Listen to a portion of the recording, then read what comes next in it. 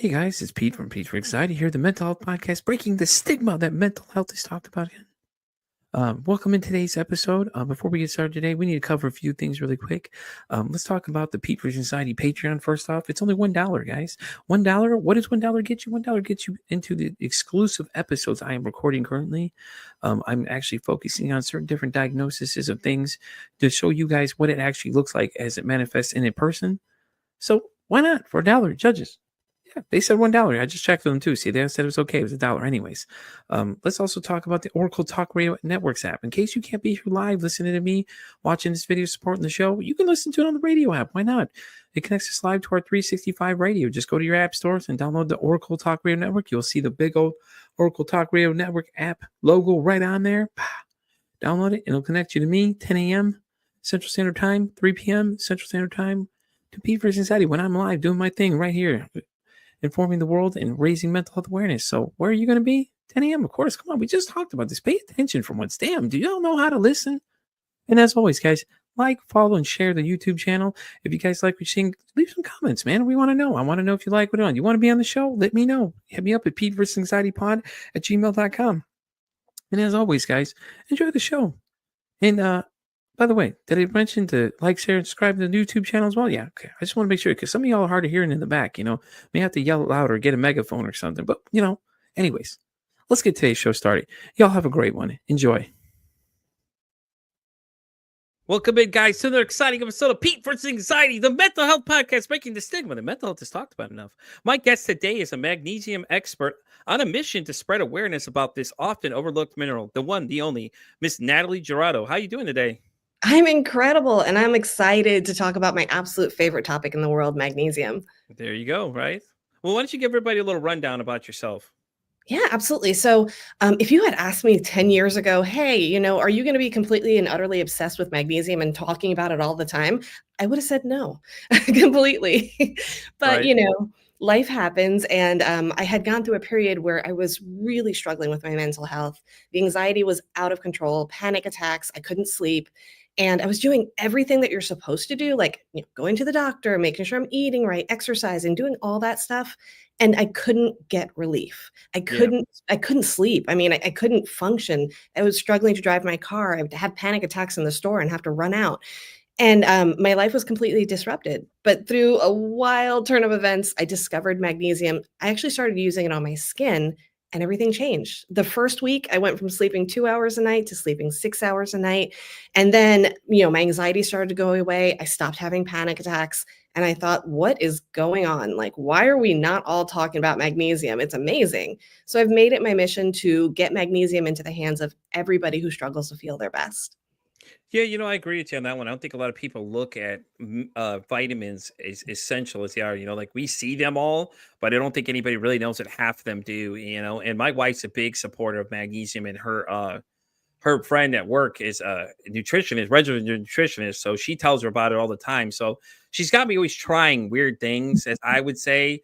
But I guess, the end result is it's an amazing feeling, though. It's like it may seem like you're doing a lot of weird things, and other people on the outside be like, what the heck is that? Like, I don't know. I just told to take it at this point. I'm just like, I take it. So, and because I deal with diabetes and I have high blood pressure and I have my own anxiety and things like that. I do notice a difference. And I don't think people talk enough about, the food intake and the vitamins you take in and things like that, and what the positive effects are versus, all this crap that's out there. Like, don't get me wrong. You can indulge. It's great and all, but just because it's there, it doesn't mean you should always indulge on it. Yeah, absolutely. Like we need to start thinking of nutrition as fuel. Like it's the Mm-hmm. gas we put in our tank. Our car simply isn't going to run without gas, and our body is Exactly. not going to run without nutrition. So we really have to kind of change the way that we look at nutrition, the way that we look at food, and use food as medicine. Exactly. I don't think people look at it from that aspect either. Because if you look at what you're eating versus when you change it up and notice that you have more energy and you feel a lot better and you're in a more positive mood and you don't feel so sluggish after, doing certain things. And I think that we as Americans, our diets are terrible. We already know that. We already know because the world makes fun of us as it is because we just, but it's horrible because all these things are available to us. But yeah, okay, so just because it's available doesn't mean you have to eat it. Nobody's taking a gun to your head saying, "Oh well, hey, guess what? Go eat it or else." It's not how it works. You're right, but I also feel the other side of that is that food is intentionally made to be addictive. Hmm. Sugar is, you hear all these wild stats like sugar is more addictive than drugs and that Yeah. type of thing. So like how and if if you're addicted to drugs, if you're addicted to alcohol, you could just stay away from it. You don't go to the bar, you don't go to the club, that kind of thing, and you could stay Yeah. away from alcohol. But with food, you can't stay away from it, like you Yeah. need Good it. point. So it is really hard, to depend on just willpower alone to not eat all the food that we know is not good for us as well. Yeah. As a diabetic, I could understand the sugar thing because like I sniff it out like a drug addict. And my wife tells me the whole time, she's like, she says some of the weird things I do is like I hide it because I'm ashamed to have it. And I'm like, yeah, yeah, I kind of get that feeling. She's like, you hide it like a drug addict, you know that? She goes, I noticed that you just kind of do little weird behaviors and things I don't really think about when I'm doing it. It's like I got this and now I don't want mom to find out I've got something I shouldn't have kind of thing. So I'm trying to hide it in weird places and things like that. So she'll start laughing at me because she thinks it's funny because she's like, you don't realize the weird mannerisms you're doing, do you? I'm like, no, I don't. Well, I also think that people make like there's this wild culture where people make food out to be good and bad. Yeah. Like this is a good food, this is a bad food. And if food is inherently neutral, there's no emotions attached to it. But we really kind of put that label. And when we say that this is bad, now it's like something we have to hide. Now it's something we have to be ashamed of. And I think as Americans, if instead of focusing on good and bad, we just refocus to how can I get more nutrition today? Like whatever that might be. Like I can still have the sugar and cookies, but how do I get more nutrition in my meals throughout the day? And that it's such a great start and it's an easier way to kind of frame food. It's like a balancing act, really, if you look at it. It's like, and portion control is another big thing for certain people. I know me being diabetic, portion control is a big thing for me because certain things will get my blood sugar to go up and down, and stuff like that. And in the beginning, it's a lot of it's just you got to try and see what how it reacts and things like that too. Mhm. And you'll start to learn as you go. And I opened my eyes to a lot of things. So my uncle had diabetes, and unfortunately, he passed away from his diabetes. So as soon as I found I had it, I felt like a lot of people when they reacted to it made me feel like it was a death sentence. And I'm like, yeah, I'm not going to let this thing own me. I'm not going to let it identify who I am. And it's like when you go places, it's like, well, he's diabetic. I'm like, yeah, but I'm not dead. So I think I'll be okay. I can have a little bit of these things here and there and indulge in certain things. But I know the back end side effect of what's going to happen. So at the same time, is take responsibility for what you're intaking as well. So Absolutely, absolutely. And it's funny, magnesium actually plays a really important role in diabetes as well. So, like, just generally speaking, about 70% of the population in America fails to get enough magnesium every single day. So, we're mhm. seeing that there's a huge, huge need for magnesium. But when we look at the lens of magnesium for diabetes, we're seeing study after study showing that magnesium helps your body regulate insulin more effectively. So, the idea that magnesium helps with diabetes, and we see so many people that are low in magnesium, you gotta wonder if there's a connection there.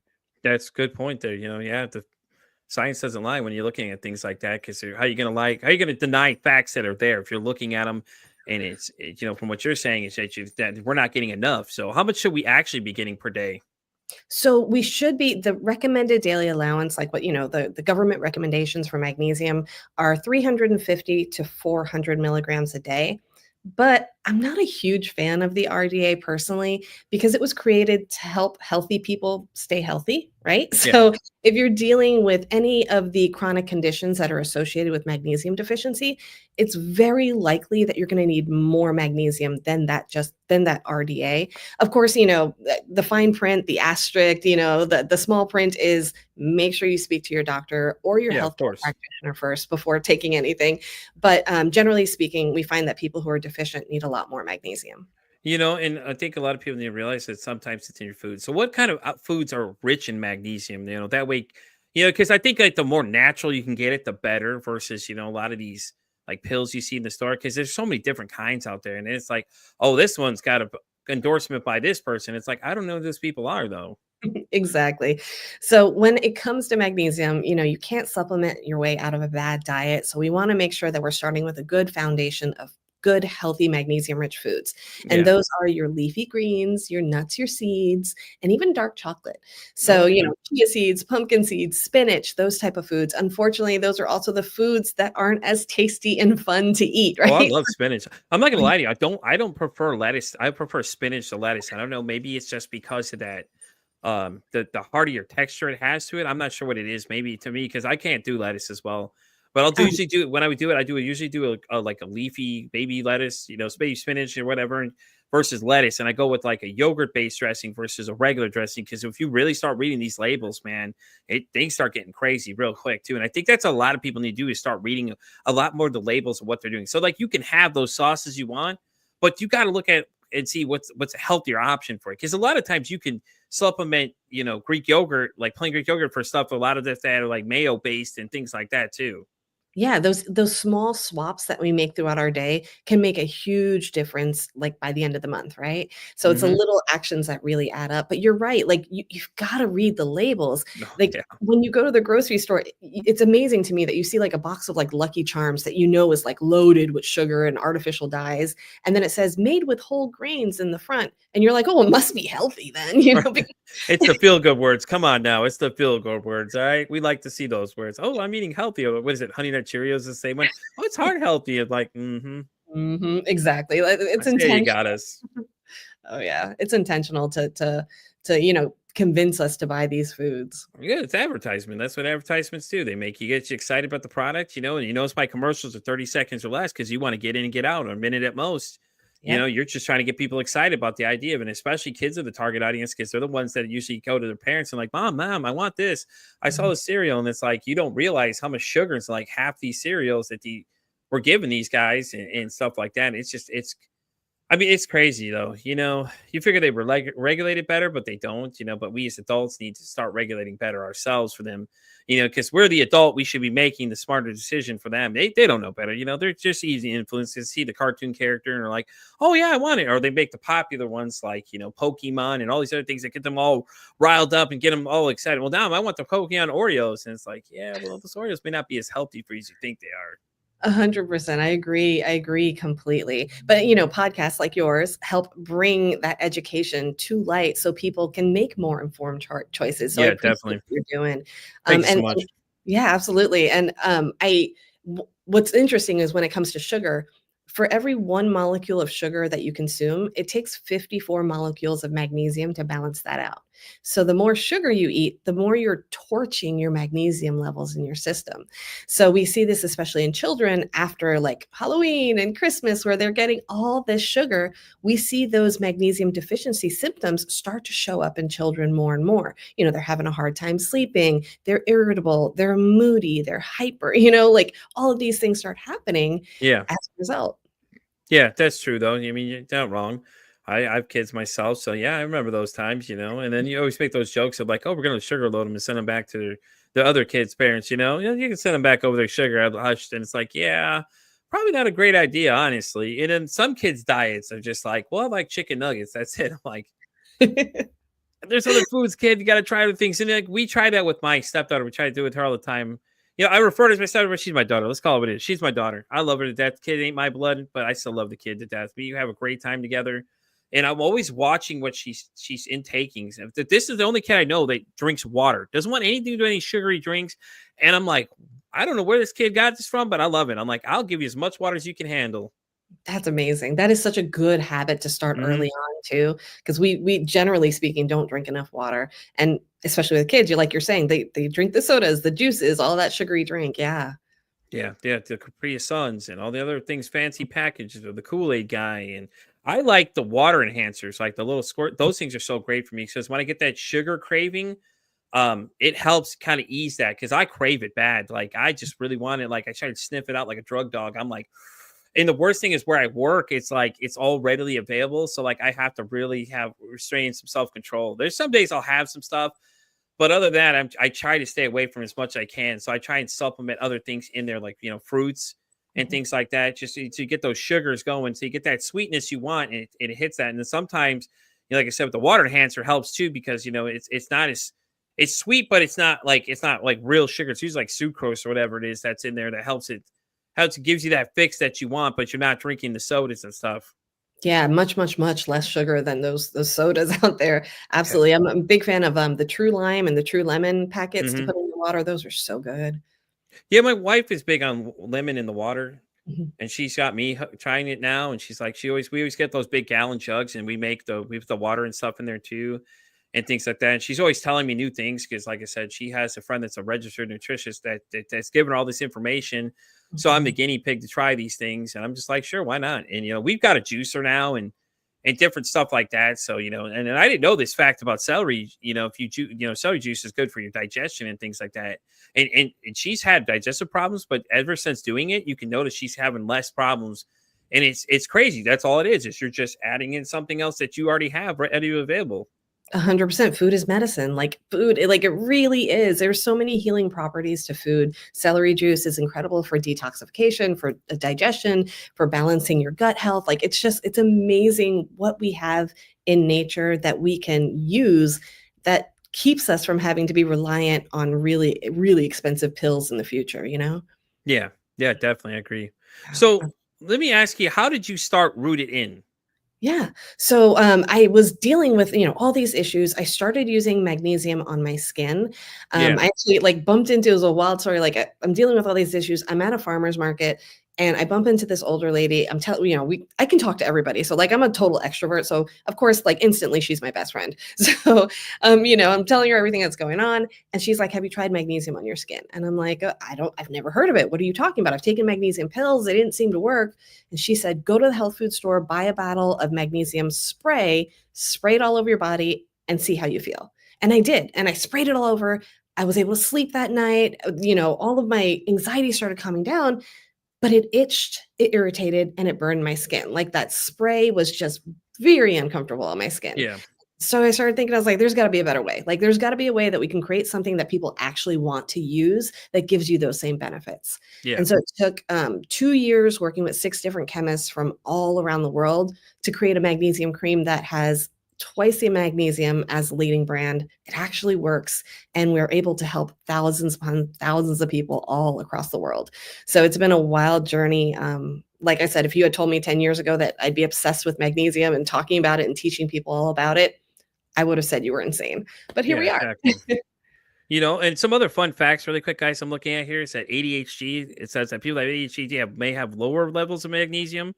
So she's not lying when she's talking about that. Also, some other things, interesting ones where I found was schizophrenia and eating disorder variations and magnesium levels have been observed in some aspects of these conditions. So she's not lying when she says these things actually affect everything you're thinking about. And 100%. it also says autism spectrum disorder. Evidence is mixed with only some studies showing lower magnesium levels with individuals with ADS. So, I mean, the facts are there, and it's everybody wants proof. There's your proof. What else are you going to argue from that point on? Yeah, magnesium is involved in over 700 different biochemical reactions in your body. So, like, think about it. There's 700 things that happen in our body that won't happen without magnesium. It's Yeah. present in every single one of every cell has magnesium in it. And without it, we would literally stop living. So, like, it's so unbelievably vital, which is why it's linked to all these different diseases. Diabetes, in particular, there was a study done in 2020 that showed that people who had a good, decent amount of magnesium in their systems had a 22% less chance of developing diabetes as they age. So it's like it really is so vital, so important. It's involved with blood pressure. It's involved in cholesterol. It's involved with menopause. Women who Yeah. are going through menopause find that those symptoms go away when they start taking magnesium. So it really is so important. Like I said, though, when you go into your normal pharmacies, Walgreens, or whatever you're going to, you see all them vitamins. My thing to people, best thing is do your research, man. Look it up. I mean, the internet's there for a reason. You can go on there and Google from your phone and see what some of these things do. And they'll tell you in the bottles too. A lot of them do. And you'll be amazed at some of this stuff that what they do. The pill form is probably better than the gummies from what I was told. I don't know if there's a different argument there for that one. But that's what I was told by my wife. She was like, "Yeah, you'd rather go pill versus gummy because you get more out of the pills versus you would out of the gummy concentrates." And I'm like, "Okay, I hate pills, but all right, let me try and take them." Your wife sounds like a very knowledgeable person. She Oh sounds yeah, like she loves you a lot because she sounds like she's doing a lot of support for you, which is amazing. yeah, Um, So that is the biggest issue that people find with magnesium. Like they hear, a crazy lady talking about magnesium on a podcast, and then they think, yes, I got to go out and get some. And they'll go to the health food store. They see this giant aisle of supplements. They Hmm. get overwhelmed, and then they leave the store. So my goal is to make magnesium as easy as possible for people to start supplementing with. So one of the things that I do is like I made an entire magnesium types cheat sheet that outlines 11 different forms of magnesium. And you can literally go and say, okay, I have this symptom. This is the form of magnesium I should be taking. So it makes it really easy to kind of print out and take with you to the health food store. I also encourage people to do magnesium baths. And this is the easiest thing you could possibly do. Get yourself a bag of Epsom salt. Oh, Epsom. okay, yeah. See, you don't think about that really. Yeah, Epsom salt is magnesium sulfate, and they have it at the dollar store for $1.25. Like, it Hmm. is really cheap, really affordable, and easy to access. And just go if you have a bathtub, throw it in the bathtub, throw at least, 2 cups of it in the bathtub with you while you soak. But if you don't have a bathtub, lots of people just have the stand-up showers. You can just put it in a basin and soak your feet in it as well, and that's going to start getting those levels up as quickly as today. That's awesome, though. I mean, like I said, I like the fact that you have a chart for it for people that it's so easy, so there's no excuses anymore. You can always say, oh, well, I don't understand. There's a chart. Go down the chart. You could read charts. We read them all the time. You go down it, just like, matching up what works for you, kind of, and then going to, get what you need exactly. And the health food stores, we have one here in town that's amazing. You go in and it's nothing but wall to wall, just every kind of thing you can think of everywhere. Oh, I And love you know, that. it's so nice. It's so nice too, because we were in there, we were doing like sea moss and things like that, Mhm. and chlorophyll and all this other stuff, and it's like I'm telling people that I'm taking this stuff and they're looking at me weird. I'm just like, yeah, yeah, I don't understand what the purpose of a lot of it is, but I'm taking it because I was told to. Yeah, that we have, I have my husband and I have 2 kids, and they're always like, "Mom, what potion do you have going on now?" And I'm like, "Oh, I just made some sea moss yesterday." So they're like, "What is this?" And, yeah, they're always saying that I'm mixing up potions for them. Yeah, that's awesome though. I mean, are they really involved in it though too? Because technically, they're the future. Getting them healthy now is better for later in the future on, and teaching them healthy habits now is better for them to go later on. Absolutely, and my oldest is actually in college right now studying nutrition, so I'm Oh, like, there you go. I guess he did listen to me along the way. And then our youngest is an athlete, and so he's very, like, aware of how much protein he gets and that kind of thing. So, I mean, of course, they both every How old once in a is your youngest though? Just for a yeah, reference. he's 14. So, Okay, so a 14-year-old kid is taking attention to that's amazing. That's yeah, amazing. it is. I mean, I'm not gonna lie, like, they of course, want Chick-fil-A sometimes. They want, Yeah, they want junk food, of course, but 80% of the time, they have a good, clean diet, and yeah. as long as I have them for 80%, I'm good. Yeah, exactly. Especially with the athletes too. The healthier he is now, it's better for him in the future. He'll stay Yeah. ahead of things, and all that stuff. And it's awesome to hear though. He's 14. He's already got that much knowledge already of what's going on. And then he's got mom that's got all this knowledge of everything else too. So it works out. And then the older brother, he's over there, the oldest one's over there doing the nutrition. So then he'll really have a set of he's set for life right there. He just call up and ask questions about things. Hey, what should I be doing to stay healthy? What are the things I can do to better help myself grow as an athlete and other things, areas, he'll already have an edge over everybody.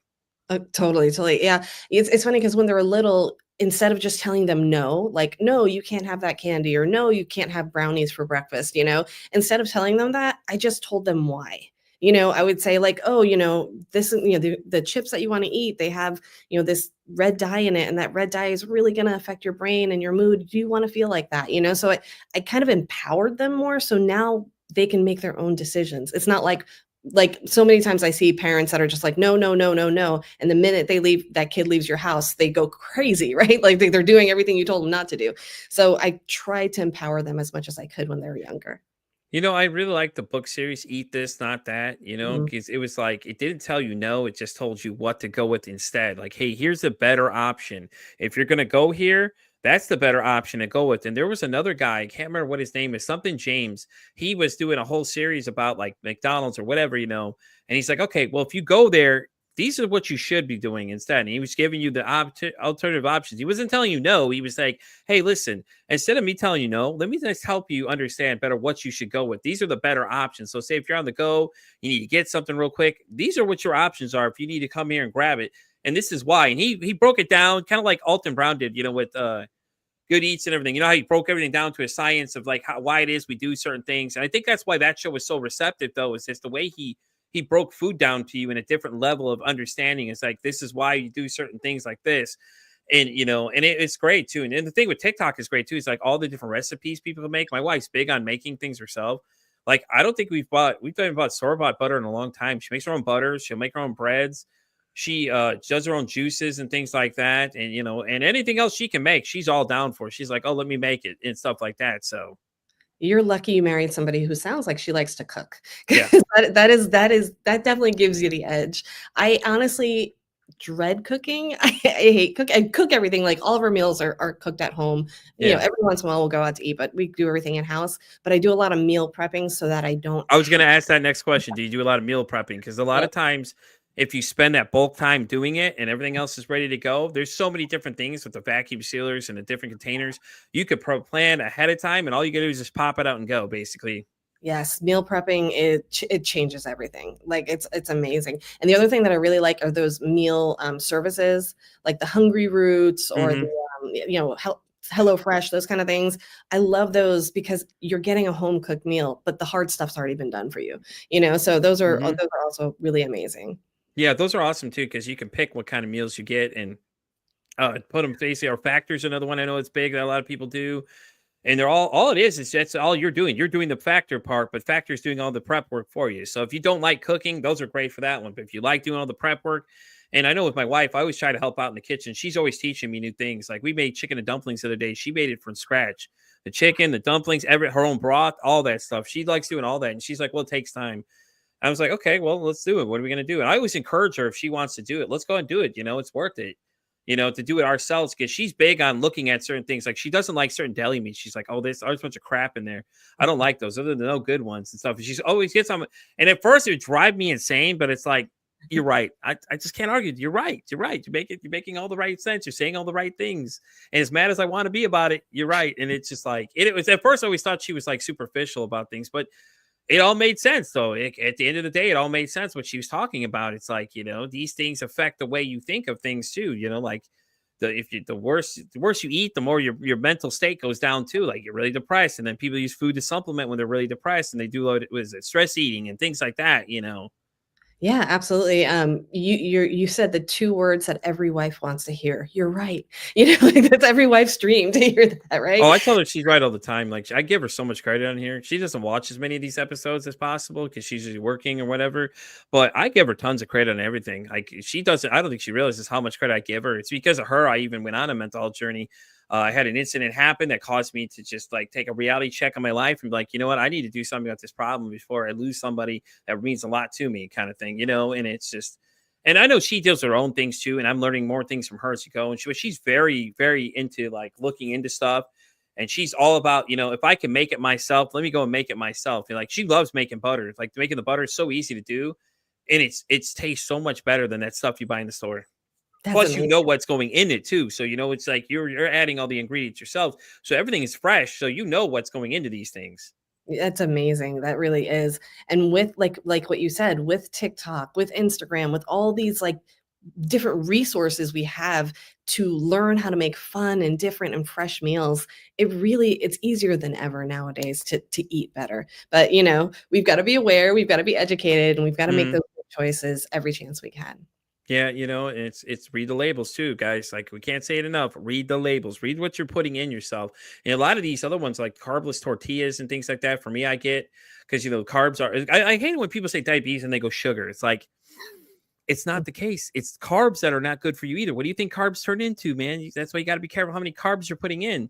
And then water is a big factor. You don't drink enough water, like you already stated that we don't drink enough water. That's why I'm always drinking water, because it's like when my sugars are high, I know when my sugars are getting high, because I really can't satiate that thirst. And Yeah.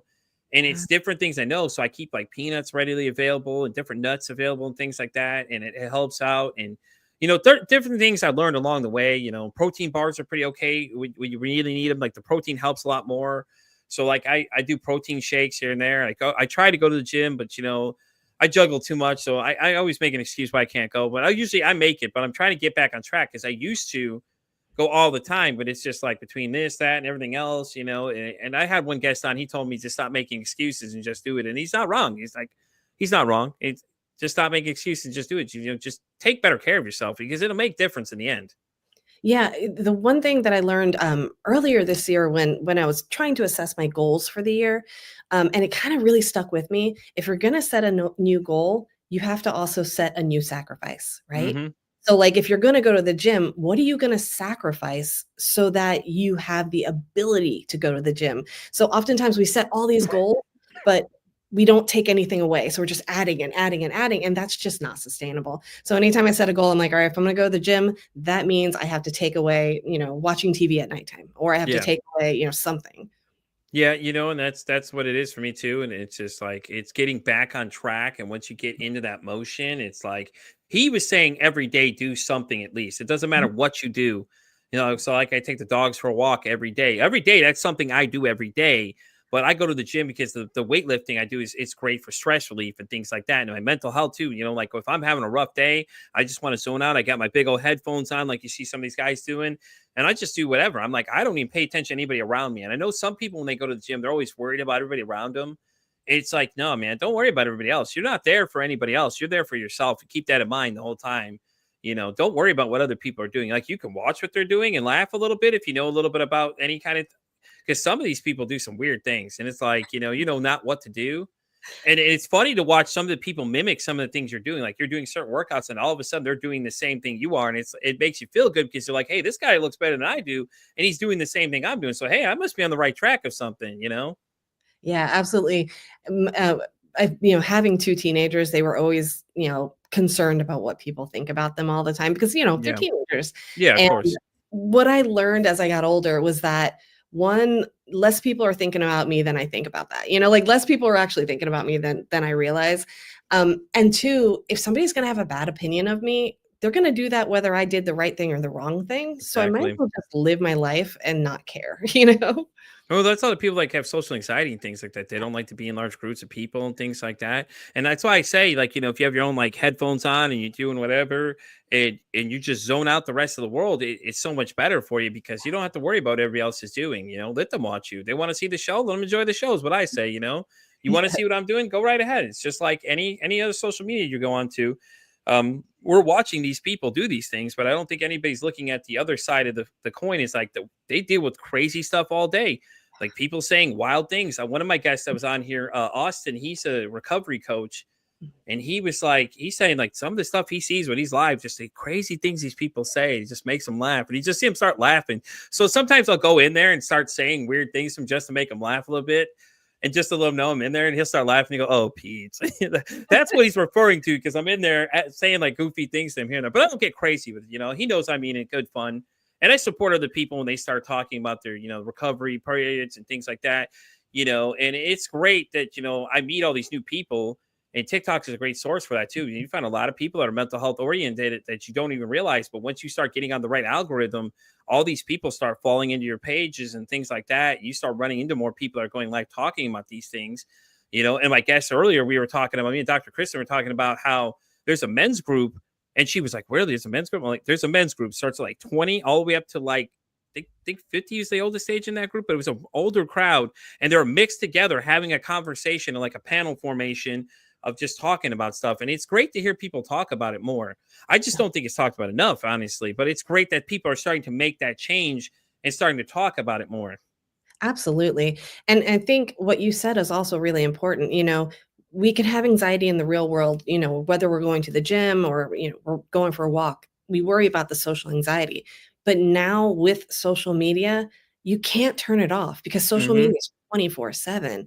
And that one comment on your video, where somebody said something that was unpleasant or mean or rude can hang with you all day long. And if other people start to saying that and things start to spread, it can really make anxiety worse.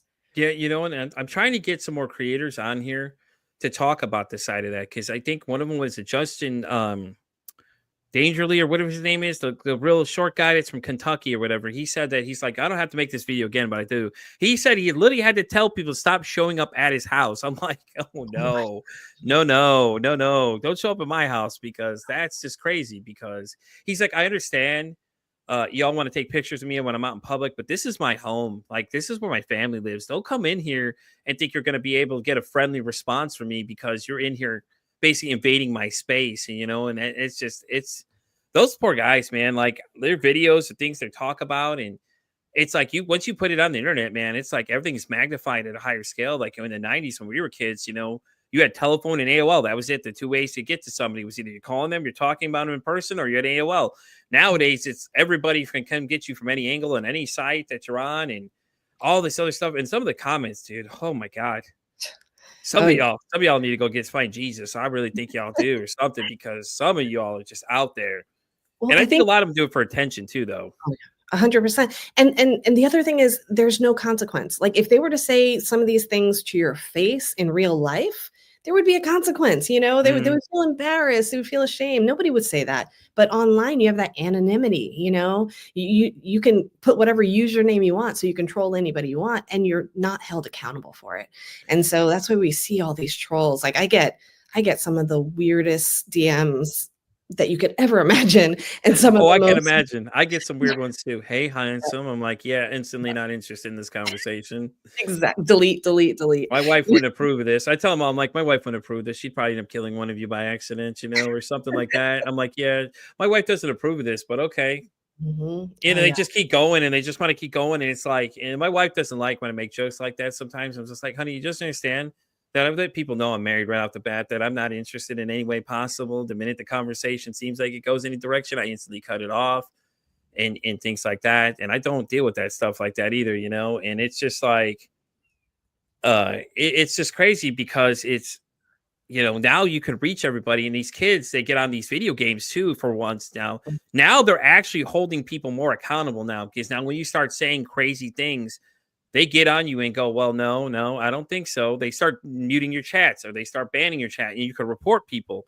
And now they're more proactively doing something, because I know recently it was the kid in the news that was talking some stuff to an older person, and he came over the house and ended up unfortunately shooting the kid. And I was just like, "Really, guys, is that really what we got into?"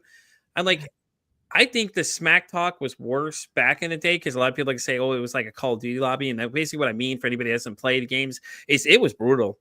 Like, we said some harsh things in there. I will not repeat to this day some of the things that got said in there, but it was just like it was just the normality. The internet was new to talk to somebody. You could finally talk to the other person that you're playing with on the other side of the world, and nobody wanted to police it at first, and it was just like crazy things were being told. Kids were being told to go off themselves. They were getting bullied. People were verbally harassing people. Girls didn't want to play them because the guys were acting kind of weird and making sexual comments. Some, "Oh, go back to the kitchen and make a sandwich." And you still see it nowadays, but now it's at least they're more proactively doing something about it. And a lot of these kids are just like, you're attacking their mental health, because they're like, "Oh God, this person's telling these harsh things to me," and it's like, "What do I do now? This person told me to go off myself," and things like that. What, we don't know what that kid's been dealing with. Maybe he's been bullied all day. He came home just to play a game and enjoy it, and you're attacking this kid just because he's not that good at the game. Yeah. What do you think? Because there is a huge uptick in people talking about mental health, but I also feel like what you're saying is true as well. There are people who are really kind of going off of social media and going after people personally. So we're seeing more kind of violence, but we're also seeing a bigger talk on mental health. Like I can't get those two to make sense in my head. It doesn't. Yeah. What's the point? What is violence going to solve at the end of the day? That's the way I look at it. And I used to be a violent person, so I could talk from my own personal experience.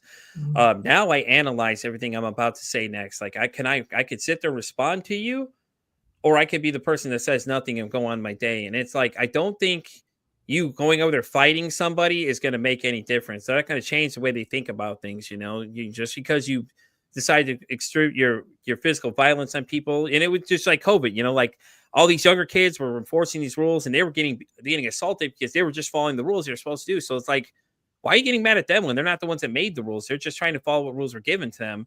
So now you're beating this kid up, you're scarring him, and for all you know, this kid may need help afterwards because he may have PTSD or whatever he gains from that, or have flashbacks of it, and things like that. And it's just like, I don't get it. I don't see why we need to resort to violence. I don't understand why that feels like that's the only thing, instead of having a conversation about your disagreements. I totally agree. Totally agree.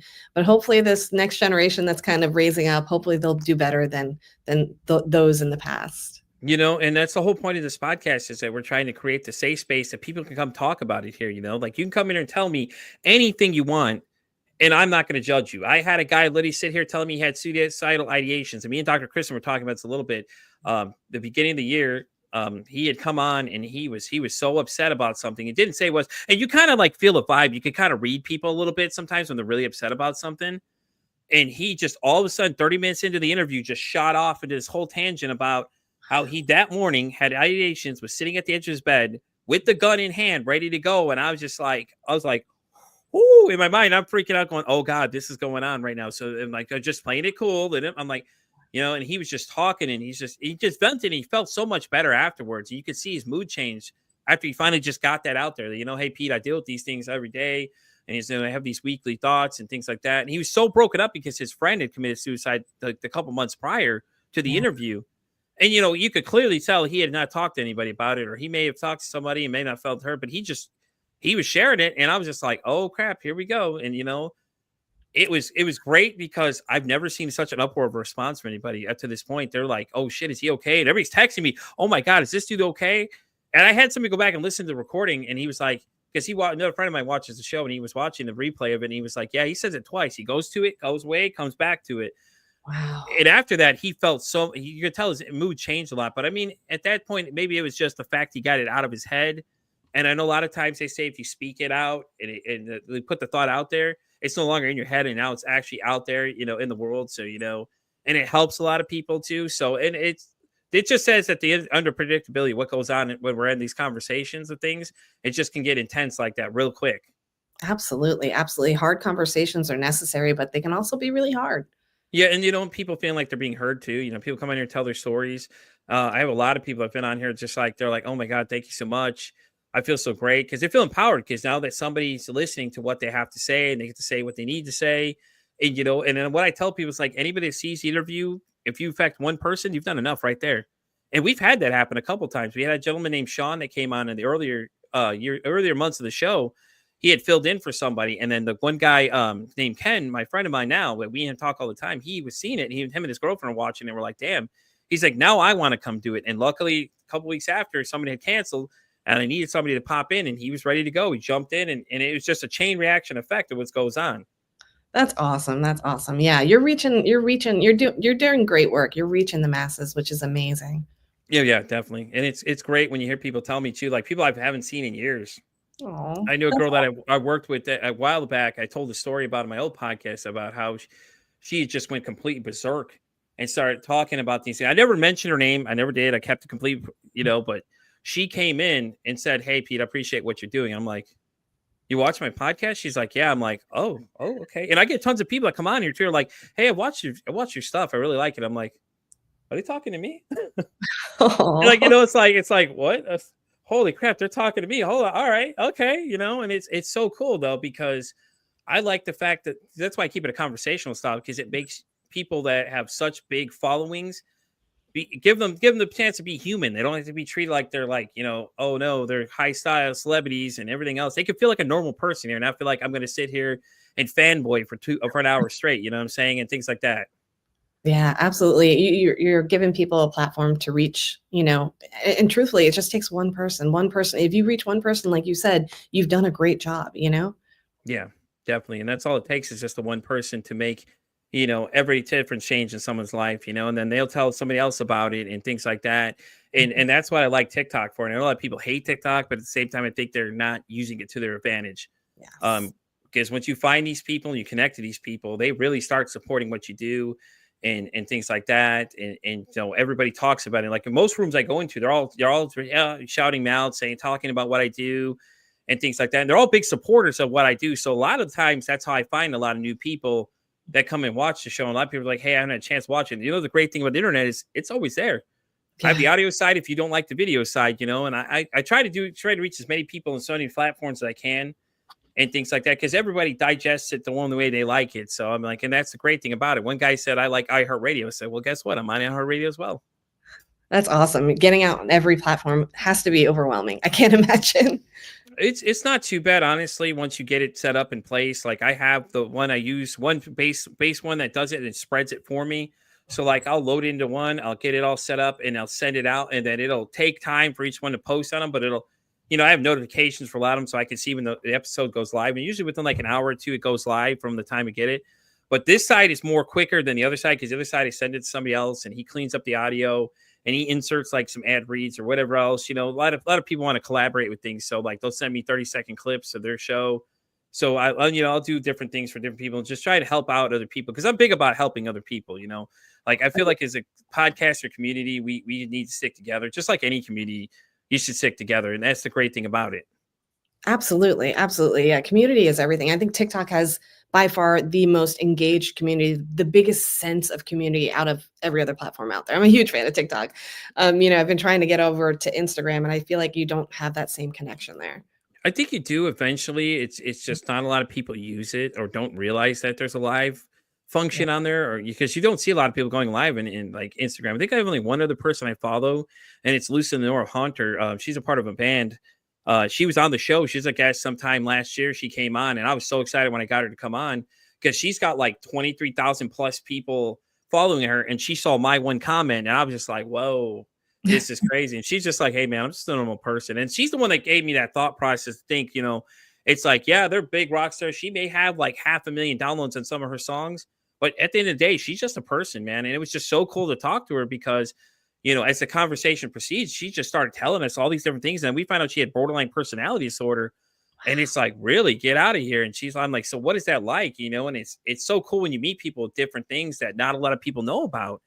And then for them to tell you what it's like, because everybody deals with different symptoms. Like, not everybody's going to deal with the same things. And a lot of times with that one and bipolar, they kind of run side by side. And a lot of times they're a little even, and I think people need to understand that sometimes stuff looks like one thing and it may be the other thing too. And, I think a lot of times that one's misdiagnosed as well, because a lot of things when they present the same, it's hard to see. Or like, what is it? FND is one I've never even heard of until I did a Patreon interview with a woman from the UK.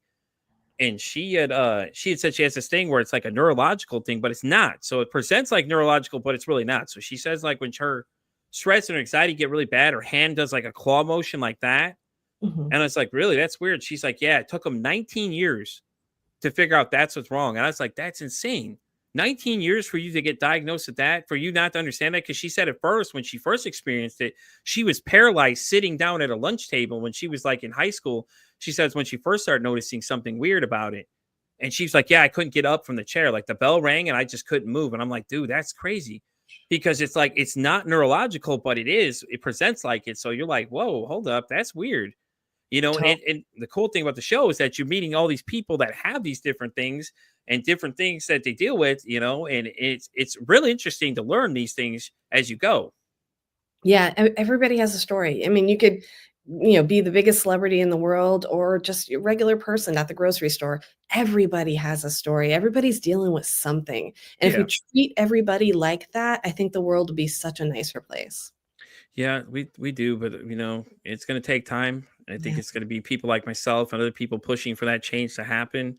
Yeah. One voice in a crowd is great, but that's why I invite other voices on here to be more of the part of the conversation. So it's a stronger one, because I think united we're stronger versus being separated. Because you could be a one sound out in the middle of a crowd, nobody's going to hear you out there. But if you have many voices saying the same thing, pushing for the same thing, then it's a louder, stronger message. Absolutely, absolutely. And I'm glad you're using your platform for that. Yeah, I thought about doing world domination, but that's for the later time. But anyways, Natalie, we don't need to talk about that right now. That's the secret club, okay? You didn't subscribe to the $100 version of the show for that one. That's a whole nother conversation. But yeah, and it's so great because like, the nice thing about like when you talk to other people, then other people talk about having a conversation with you, because a lot of people are hesitant to come on. They're like, well, I don't know. I don't know if I can do it. I'm like, I got you. When I tell people I got you, the conversation, it's like, I got you. I can read the room usually. I'm very good at telling, like, if somebody needs a minute, I'll cut in and start talking for them. That way they can gather themselves and get themselves back on track and continue. And it's hard telling your story when you have to relive some of that stuff. And I've heard some crazy stories being in this seat where I'm at, and things like that. And it's just, anything doesn't fascinate me anymore. It's just more like I want to know more. Like the more I start learning things, the more now I want to know more about it. And a lot of people, that's what they always say too after that. Well, this has been a complete pleasure. I have to run to another meeting right now, but I'm Okay, well, so grateful for meeting you, and this has been awesome. amazing. Okay, well then we'll wrap it up really fast. So Natalie, do you want to go ahead and plug your socials really quick for them so then where to find you? Yeah, absolutely. So you can find me across all social media, TikTok, Instagram, Facebook, at Be Rooted In. And then our website is also at Be Rooted In as well. If you click on the resource tab, you can download that cheat sheet right from there and take that free resource with you. Guys, you already know where to find me. I'm pretty much every social site. You know, as I like to say, it costs nothing, absolutely nothing to be kind to somebody. One kind act you can do can save somebody's life or even save somebody's life or save or make their day. My name's Pete for Anxiety. I'm signing off saying, hey, don't ask how your day is. Ask how your mental health is today.